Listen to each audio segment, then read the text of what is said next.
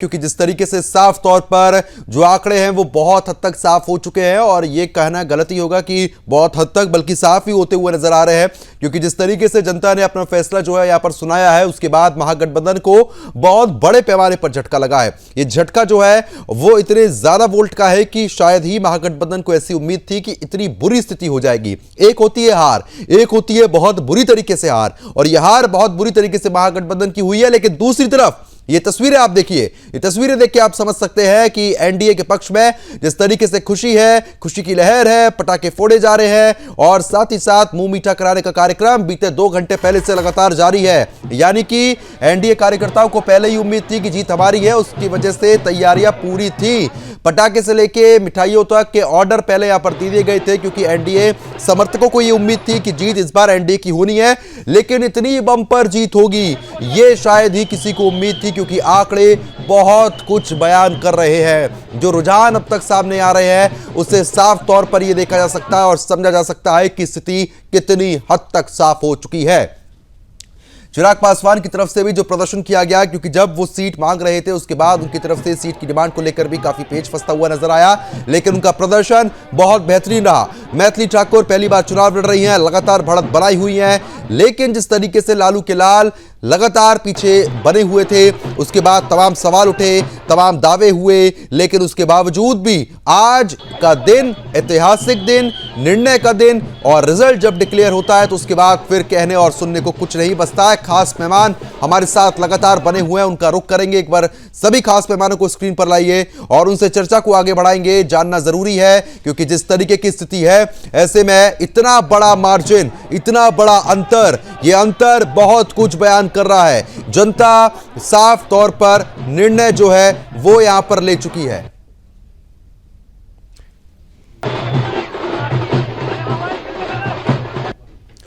खेमचंद शर्मा जी लगातार हमारे साथ बने हुए हैं और बीजेपी प्रवक्ता हैं, और जुया खान हमारे साथ लगातार यहां पर बने हुए हैं, राजनीतिक विश्लेषक हैं। खेमचंद जी, क्योंकि इतने बड़े पैमाने पर जो मार्जिन है वो बहुत ज्यादा है। ठीक है, आप लोगों को जीत की अपनी उम्मीद थी, लेकिन इतनी बड़ी जीत की उम्मीद आप रख रहे थे कि इतना बड़ा मार्जिन रहेगा?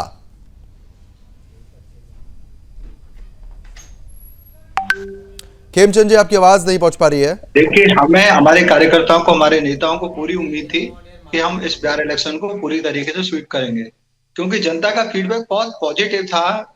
समर्थन इतना जबरदस्त था। जहां भी आदरणीय प्राइम मिनिस्टर मोदी जी जा रहे थे, योगी जी जा रहे थे, अमित शाह जी जा रहे थे, हमारी लीडरशिप जा रही थी, आदरणीय नीतीश जी जा रहे थे, वहां लाखों की संख्या में लोग सुनने आ रहे थे। पर्टिकुलरली बहनें जबरदस्त उत्साह में थी, युवा उत्साह में थे। तो उसको देख के हमें तो ये अंदाजा था कि हम लोग जो है जबरदस्त तरीके जीतने जा रहे हैं। ये बात बिल्कुल सही है कि इतनी उम्मीद नहीं थी कि हम 200 प्लस कर जाएंगे। 160 प्लस का नारा हमारी लीडरशिप ने दिया था, लेकिन सभी कार्यकर्ताओं ने जो मेहनत की, कार्यकर्ताओं ने लगातार काम किया, और हमारा जो संकल्प पत्र लोगों तक पहुंचा, जन जन तक पहुंचा, मैं ऐसा समझता हूं कि उसी का ही परिणाम है। बिल्कुल, क्योंकि देखिए, इससे पहले भी लगातार आप लोग डिबेटों में हमारे साथ जुड़े, उस वक्त भी जब महागठबंधन की तरफ से कहा जाता था कि भाई हम लगातार दावे कर रहे हैं, वादे कर रहे हैं, और मोदी नीतीश की जोड़ी पर भरोसा नहीं होगा, क्योंकि देखिए वादे बहुत बड़े पैमाने पर थे, रोड मैप नहीं था, लेकिन वादे बहुत बड़े थे महागठबंधन के। उन वादों को भी जनता ने एक सिरे से नकारा है, और नकारना भी इतने बड़े पैमाने पर नकारना कि महज अब तक तो 30 तक सीट जो है वो अभी नजर आ रही है। देखिए, इनके वायदे सिर्फ और सिर्फ वायदे थे। बिहार की जनता पॉलिटिकली बहुत ज्यादा मैच्योर है। गरीब हो सकते हैं, गांव में रहते हो सकते हैं, लेकिन पॉलिटिकली वो समझते हैं कौन पार्टी या कौन गठबंधन है जिस पे विश्वास किया जा सकता है, जो डिलीवर कर सकता है, जो डिलीवर कर रहा है। कौन गठबंधन है जो बड़ी बड़ी बातें कर रहा है लेकिन वो डिलीवर नहीं करेगा, सिर्फ और सिर्फ अपने परिवार की और अपनी चिंता करेगा, उसके अलावा उनको और किसी की चिंता नहीं है। तो ये सब चीजें लोगों के सामने थी। और दूसरा, कनेक्ट भी खत्म हो गया। लालू जी करप्ट थे, माना, राबड़ी जी करप्ट थे, माना, लेकिन उनका एक कनेक्ट था जनता के बीच में, लोगों के बीच में। लेकिन जिस तरीके से तेजस्वी या फिर राहुल गांधी जी की राजनीति है, तो उनका लोगों के साथ कनेक्ट नहीं रह गया है, लोगों के साथ उनका लगाव नहीं रह गया है। इसीलिए वो कहीं ना कहीं लोगों से कट गए, और कट गए तो उसका परिणाम भी उनको भुगतना पड़ रहा है। वो राजनीति भी वीआईपी राजनीति करते हैं, लोगों के बीच में भी नहीं रहते, और उनकी जो छवि है वो भी करप्शन की है, जंगल राज की है, परिवारवाद की है। तो अब बिहार इस सबसे उभरना चाहती है, बिहार विकसित बिहार बनना चाहती है, और वो एनडीए के साथ मिलकर बनेगी। ठीक है, जिया खान जी, आवाज पहुंच रही है मेरी? जी हाँ जी, क्योंकि देखिए जिस तरीके से वादे, तमाम दावे, लेकिन उसके बाद नतीजे साफ कर चुके हैं, क्योंकि आंकड़ा बहुत बड़े पैमाने पर अलग करता हुआ नजर आ रहा है।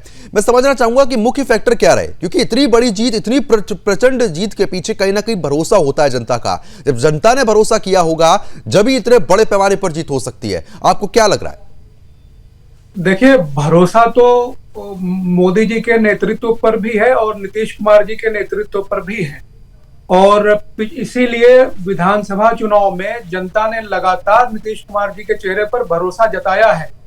और 2015 के विधानसभा चुनाव में जब नीतीश कुमार जी अलग चुनाव लड़े थे, तो उस वक्त भी जनता ने उनको वहां पर उनके चेहरे पर ही भरोसा जताया था। हिंदी बेल्ट में अगर हम देखें तो पंजाब को छोड़कर बाकी सभी जगहों पर बीजेपी सक्षम है अपने बलबूते पर पूर्ण बहुमत की राज्यों में सरकार बनाने के लिए, और उन्होंने किया भी है। लेकिन इस हिंदी बेल्ट में बिहार एक ऐसा राज्य आता है जहां पर नीतीश कुमार जी बहुत बड़े सपोर्टिव फैक्टर बन के बीजेपी के लिए आते हैं, और ये हो भी क्यों ना, क्योंकि जब उनको बिहार का नेतृत्व करने को मिला था, उस दौर से लेकर आज तक उन्होंने बहुत ही क्रांतिकारी बदलाव किए हैं और इंफ्रास्ट्रक्चर जैसी चीजों को बहुत ही मजबूत किया है। वहां पर जनता को एक खुले हवा में सांस लेने का मौका दिया है। ये सारी चीजें उनको फेवर तो की ही हैं। उसके अलावा जो जातिगत फैक्टर थे, उस पर भी बीजेपी की जो चुनावी बिसात थी वो सही साबित हुई, और जनता ने एक बार फिर से उन पर अपना भरोसा जताया है।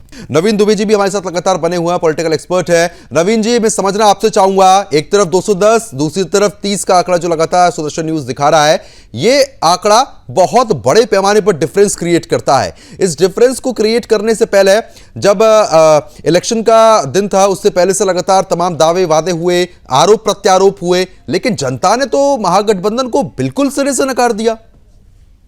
निश्चित तौर पर पहले तो मैं भाई खेमचंद शर्मा जी को बधाई दूंगा कि एक बहुत बेहतरीन प्रदर्शन भारतीय जनता पार्टी ने बिहार में किया है, उसके लिए पूरी भारतीय जनता पार्टी बधाई की पात्र है। दूसरी चीज ये है कि जिस तरीके का ये चुनाव है, हमने इसका थोड़ा सा एक अलग तरीके से विश्लेषण किया है जी। मेरा विश्लेषण ये कहता है कि भारतीय जनता पार्टी की जिस तरीके की सीटें आई हैं, उसको अभी की स्थिति में ये है कोई जरूरत उसको नहीं है जनता दल यूनाइटेड समर्थन दे न दे, और जनता दल यूनाइटेड की अभी हैसियत नहीं रह गई है कि वो चाहे भी तो गठबंधन के साथ जाके सरकार नहीं बना पाएगी। अर्थात कोई डिक्टेशन करने की स्थिति में नहीं है भाजपा को। भारतीय जनता पार्टी के अपने जो नंबर्स हैं, उसके साथ में अदर देन जेडीयू जो नंबर्स हैं, मुझे अभी जो टैली दिख रही है उसके अनुसार वो कंफर्टेबल मेजोरिटी के पास खड़े हैं, वो बना लेंगे। अब स्थिति ये आती है कि भाजपा ने कमिटमेंट किया है तो निश्चित तौर पर नीतीश कुमार को ही सीएम बनाएगी। पहले भी बनाया था, कम सीटें आई थी, 3 दिन ये तमाशा चला था, लेकिन नीतीश कुमार को बनाया गया और सीएम बनाया गया। अब नीतीश कुमार सीएम बनेंगे, और नीतीश कुमार सीएम बन के कितने दिन सीएम रहेंगे, ये एक बड़ा प्रश्न है। नीतीश कुमार की अब ये मजबूरी कर दी है भाजपा ने, जैसे किसी भूखे व्यक्ति के हाथ बांध के उसके सामने खाने की थाली रख दी, खाना उसे वही खाना पड़ेगा जितना हम अपने हाथ से सामने वाला खिलाएगा। वही स्थिति इस समय जनता दल यूनाइटेड की बन गई है आने वाले टाइम में, आप देखिए। और मुझे लगता है कि जिस सपने को लेकर जनता दल यूनाइटेड चल रही थी कि हम सबसे बड़े दल के रूप में आएंगे और भाजपा और हम मिलकर सरकार बनाएंगे, तो हम केंद्र में भी कुछ एडिशनल मंत्रालय हासिल कर लेंगे और बिहार में भी हमारा अपर हैंड रहेगा, तो वो अपर हैंड वाली स्थिति से बिल्कुल उठा के किनारे कर दिया है भारतीय जनता पार्टी ने। अब ये सवाल आता है कि भाई इस चुनाव में ऐसा क्या चमत्कार हुआ, तो मैं दोस्त की 2 लॉजिक है मेरे।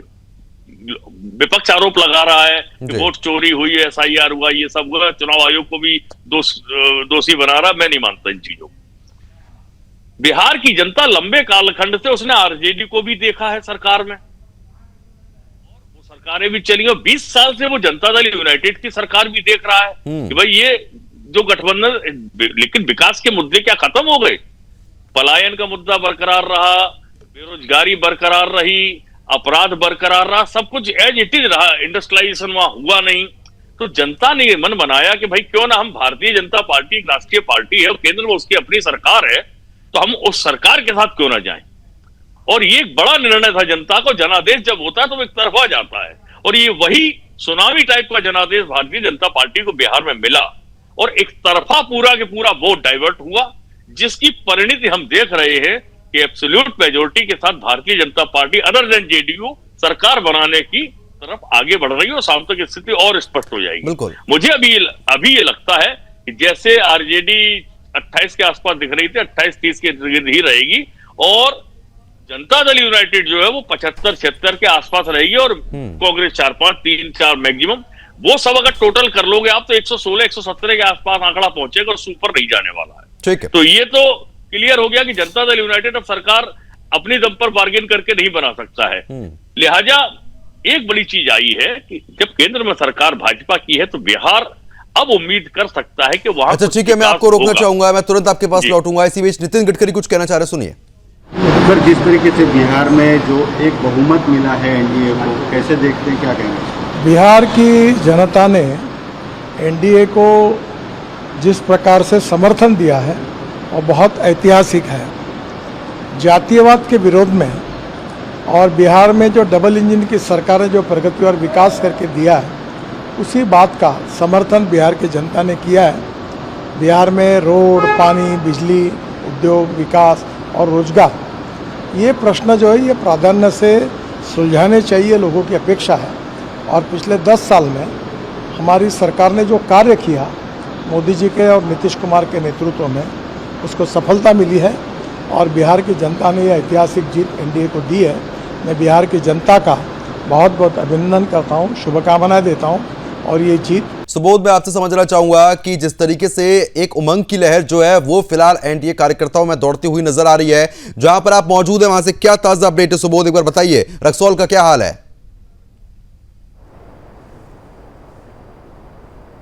पूर्वी चंपारण की बात करें तो पूर्वी चंपारण में भी विकास का लहर दौड़ पड़ा है, और आपको बताते चले कि जिस तरह से बीजेपी से एलजेपी से राजू तिवारी जो गोविंदगंज से है अभी 22,875 वोट से आगे चल रहा है, उसी तरह प्रमोद कुमार मोतिहारी से बीजेपी के जो विधायक भी रह चुके हैं वो 8,845 वोटों से आगे चल रहा है। शालिनी मिश्रा जो कि जेडीयू की विधायक रह चुकी हैं, उनका वो भी 9275 वोटों से आगे चल रही है। नरकटिया से विशाल कुमार जो जेडीयू के प्रत्याशी है वो 629 वोटों से बढ़त बढ़ाए हुए हैं। चकिया सावित्री देवी आरजेडी पूरे विधानसभा पूर्वी चंपारण में एक आरजेडी के विधायक है जो कि 1643 वोटों से आगे चल रही है। जबकि बात करें सुगौली के बबलू गुप्ता जो कि एलजेपी से हैं, वो 30,936 वोटों से आगे चल रहा है। प्रमोद सिन्हा रक्सौल की बात करें तो 15,184 वोट से आगे है। चिरैया लाल बाबू गुप्ता जो कि विधायक भी रह चुके हैं और बीजेपी से हैं, उनका 16,481 वोटों से आगे है। कल्याणपुर सीट की बात करें तो जदयू से मोस्तार हाजिरी जो है 26,129 वोटों से आगे चल रहा है। इसी तरह पूरे पूर्वी चंपारण में विकास की लहर, अब जिस तरह से हमारे एंकर लावनी जो सीनियर एंकर है लावनी जी ने बात किया था कि एमवाई समीकरण को हम लोग मुस्लिम और यादव समीकरण मानते हैं, जबकि यहाँ पे एमवाई समीकरण महिला और युवा ने इस बार ठीक है, कहीं ना कहीं विकास के नाम पर वोट यहाँ पर किया गया।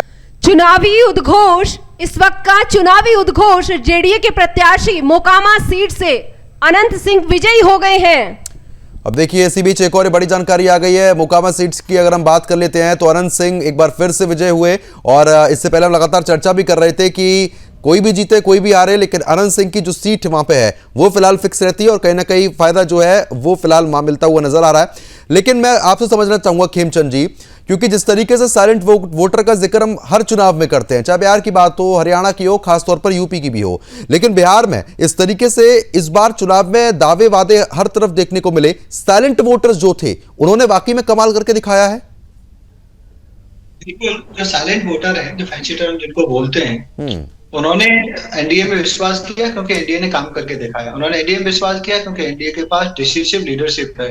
उन्होंने एनडीए में विश्वास किया क्योंकि वो सकारात्मक बातें कर रही है। उन्होंने एनडीए में विश्वास किया क्योंकि वो समस्याओं को समझते हैं, लोगों के बीच में रहते हैं, लोगों के साथ कनेक्ट करते हैं।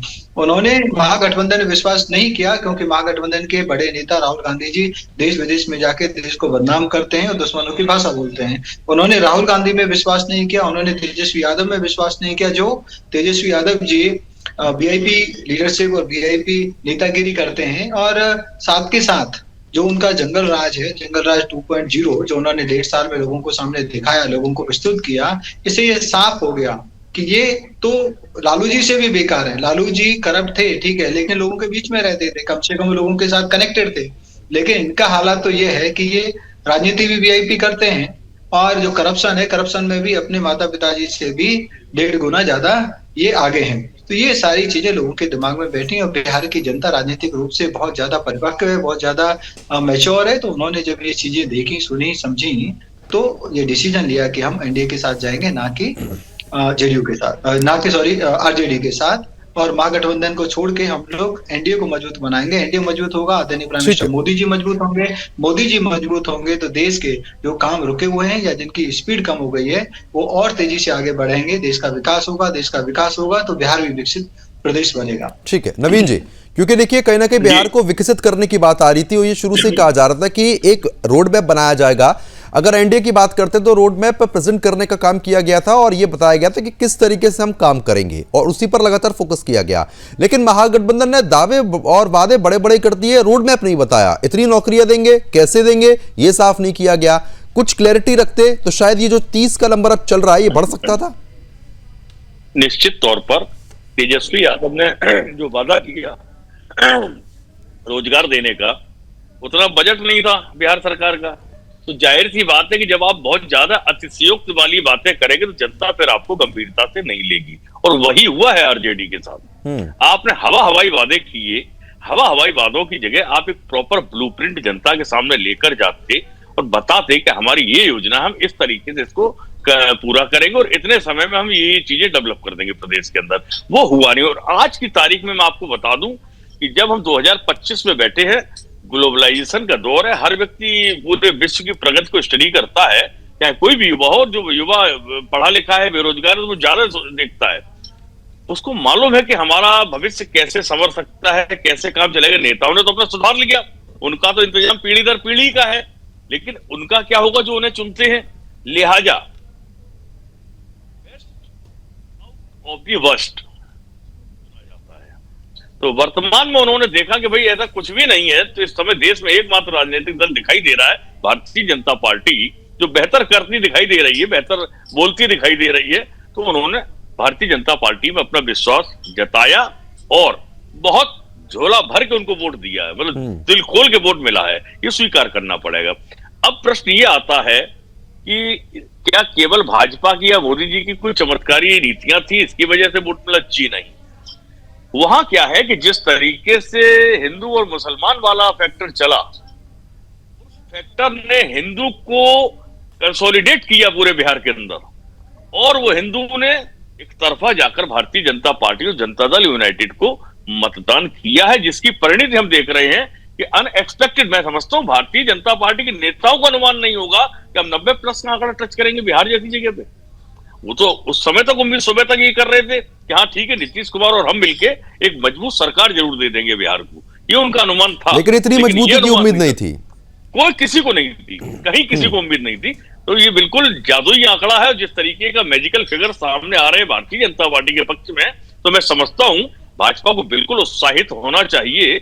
और अब जो आपने कमिट किया है या जो वहां के महत्वपूर्ण मुद्दे हैं, उन पर आपको काम करने की जरूरत है। ठीक है। दूसरी चीज आती है कि नीतीश कुमार वाला फैक्टर जो है वो साइडलाइन हो गया। मुझे लगता है कि जनता दल यूनाइटेड कितने दिन इनके साथ सरवाइव करेगा, कितने लंबे में नीतीश कुमार चलेंगे मुख्यमंत्री के तौर पर, वो आने वाले समय में दिखाई देगा। और एक मैं बात जरूर कहूंगा कि कहीं ऐसा ना हो कि साल भर के बाद यही जेडीयू चुनाव आयोग पर भी ठीकरा फोड़ने लगे।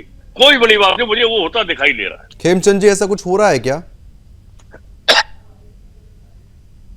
नहीं, देखिए हमारे दवे जी हमेशा ट्विस्ट देते हैं। हम गठबंधन में है, परिवार के तौर पे हम लोगों ने चुनाव लड़ा है। मैं एक मानता हूँ कि जो सामंजस्यता, विश्वास, इंटीग्रिटी और कलेक्टिवनेस हमारे पूरे गठबंधन में थी, वो भी एक जीत का बड़ा कारण है।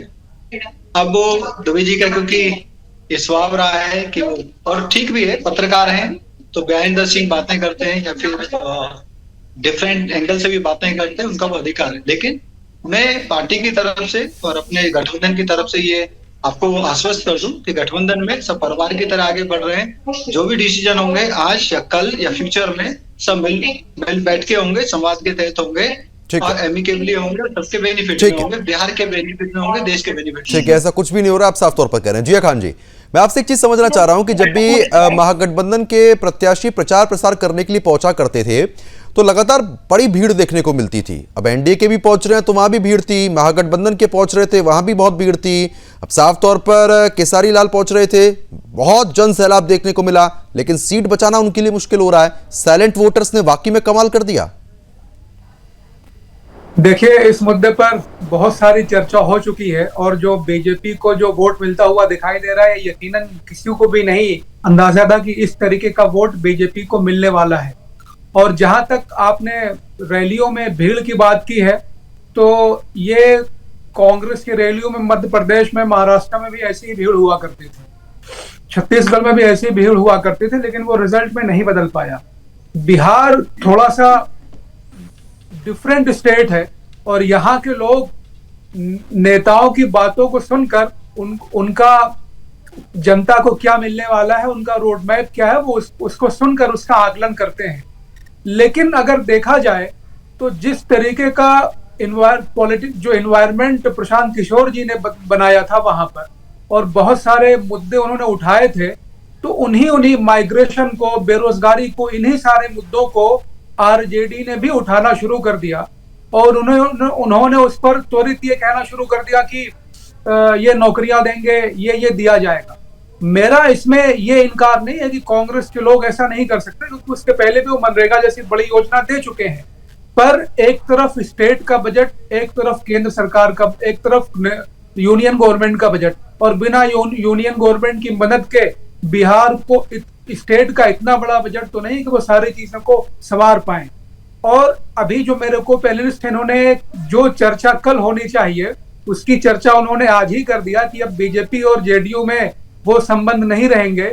देखिए, ये साल बाद बोली जा रही है। पिछले विधानसभा चुनाव में जब हम लोग वहां पर ऑब्जर्वेशन कर रहे थे तो जो कोर बीजेपी का वोट बैंक था, उनके अंदर ये मंशा जरूर थी कि पूरे तरीके से बीजेपी का ही डोमिनेंस दिखे। और यहाँ तक कि कुछ उपचुनाव हुए थे पिछली बार, सिवान की दुरौदा विधानसभा सीट थी, जहां पर एक पहले इंडिपेंडेंट प्रत्याशी आए, फिर वो जीते और बाद में फिर बीजेपी में शामिल भी हो गए, जबकि बीजेपी उनके खिलाफ बोल रही थी, लेकिन ऐसा कुछ नहीं हुआ, बाद में उनको शामिल कर दिया गया। तो ये वहां पर देखने को मिला और ये मंशा बहुत दिनों से रही है और ये अब सच में है। शायद ये हमें देखने को मिले भी कि बीजेपी अब डोमिनेंट एंकर की पोजीशन में होगी और जेडीयू की वो पोजीशन ना हो जो पहले हुआ करती थी। लेकिन जहां तक आपने इस चमत्कारी जादुई आंकड़े की बात की है, तो यकीनन एक चीज में और काबिले गौर है कि जब नीतीश कुमार जी ने वहां की सत्ता संभाली थी तो उसके बीच में मनमोहन सिंह जी का दौर था, तो दोनों तालमेल नहीं बैठ पाया। उसके बाद फिर वो अलग गए, तो फिर इधर मोदी जी की गवर्नमेंट थी। तो इस तरीके से ये सब देखते देखते जनता, इस जनता का एक पॉइंट ऑफ व्यू ये भी है कि हम वाया होकर जाने से अच्छा है कि एक बार जो केंद्र को चला रहे हैं उनकी तरफ देखा जाए। ठीक है, कहना कि उनकी तरफ देख के जो है वोटिंग परसेंटेज में भी काफी ज्यादा अच्छा इजाफा देखने को मिला है। दुबे जी और खेमचंद जी, मेरा एक सवाल दोनों से रहेगा कि जेडीयू से कई ऐसे मुसलमान नेता थे जिन्होंने किसी बात को लेकर तुरंत इस्तीफा यहाँ पर दे दिया था, और उसके बाद अब जो वोटिंग परसेंटेज सामने आया, उसके बाद जो अब रुझान सामने आए, तो उससे तो कहीं ना कहीं मुझे ऐसा लग रहा है कि जेडीयू को फायदा ही होता हुआ नजर आया है। पहले मैं जवाब दूं या खेमचंद जी? आप दीजिए दुबे जी। वक्फ बिल को लेकर जो नाराजगी जताई थी और जो इस्तीफा यहाँ पर दे दिया था, तो ये कहना गलत नहीं है कि फायदा ही हुआ उल्टा? नहीं, निश्चित तौर पर देखिए, ऐसा है कि आप चाहे वक्फ बिल का मुद्दा ले लें या किसी और तरीके का मुद्दा ले लें, या मुस्लिम नेताओं ने जो इस्तीफे दिए, एनआरसी सीए को भी ले लें, ये कोई पर्टिकुलरली पूरे देश से संबंधित मुद्दे नहीं थे, मुसलमानों से संबंधित मुद्दे थे।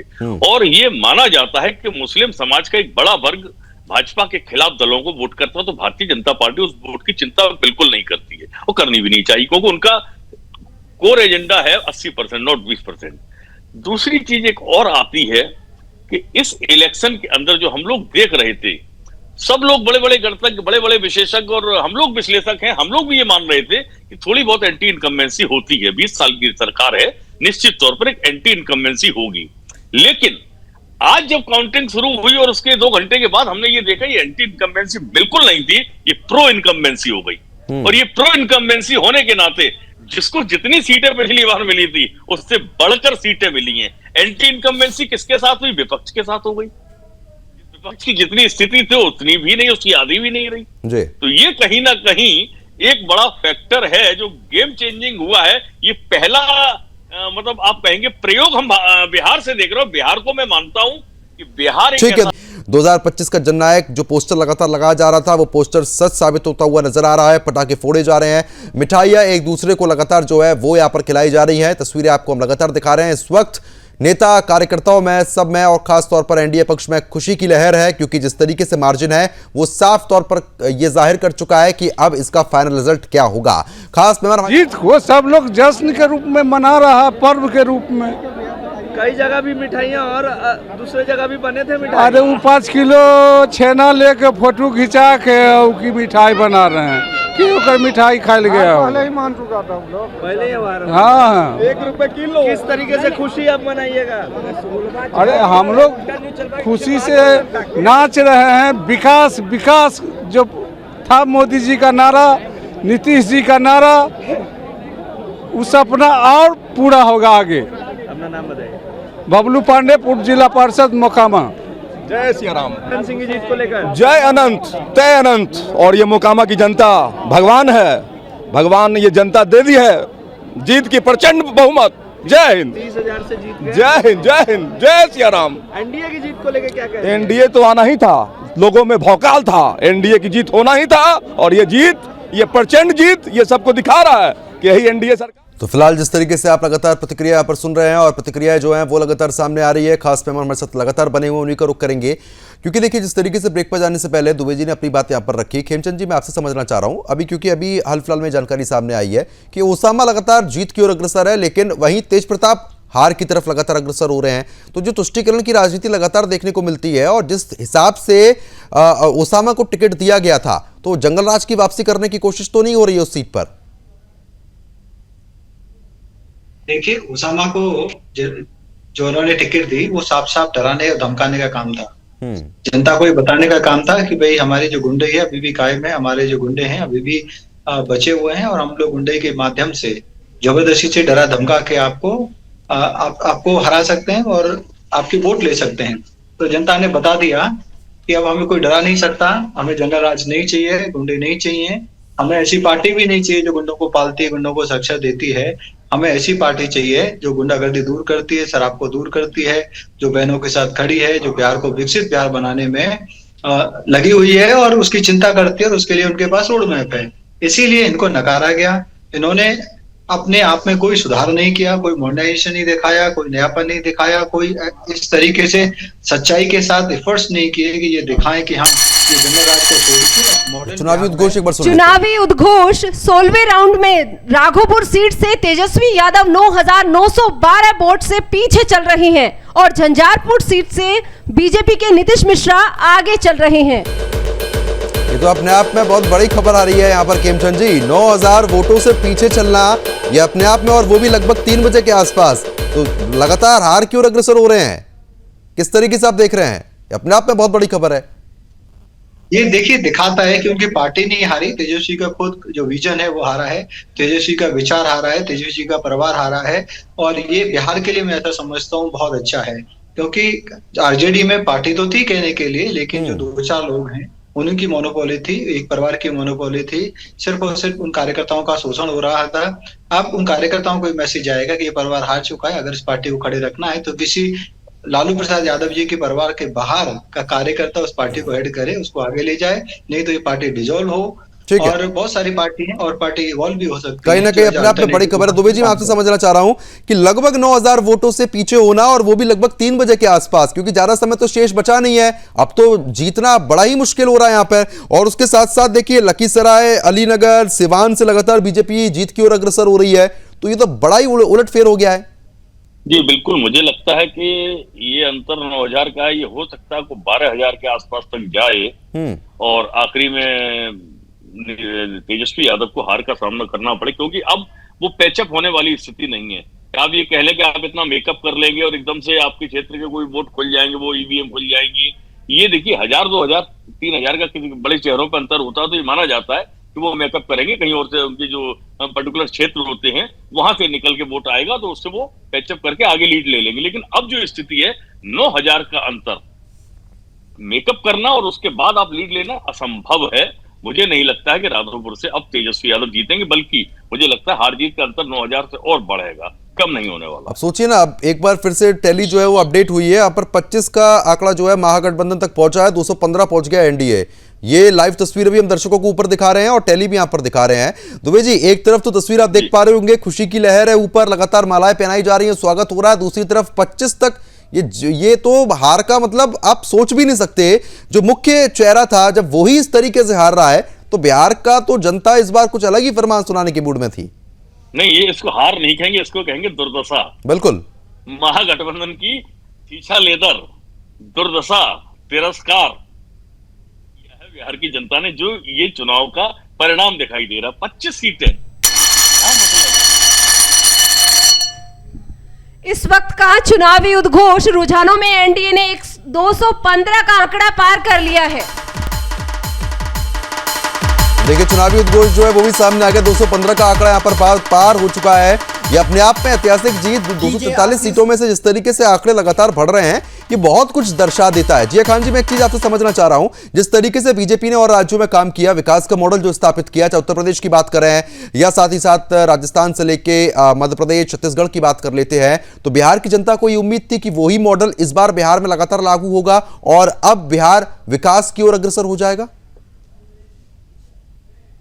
बिहार में एक चीज तो पहले से भी थी कि केंद्र का सपोर्ट तो जरूरी है वहां के ओवरऑल डेवलपमेंट के लिए, लेकिन बाकी प्रदेशों के जो हालात हैं वो थोड़े मुख्तलिफ हैं। पर बिहार जितना बिहार में है उससे ज्यादा भारत के दूसरे शहरों में है, और जो लोग दूसरे प्रदेशों में रहते हैं और वो वहां का जो गवर्नमेंट की परफॉर्मेंस है वो देखते हैं, तो फिर उनके मन में ये जरूर इच्छा रहती है कि जैसा इन भारत के अलग अलग शहरों में दिखाई देता है वैसा ही बिहार में भी दिखना चाहिए, लेकिन वो आज तक मुमकिन नहीं हो पाया।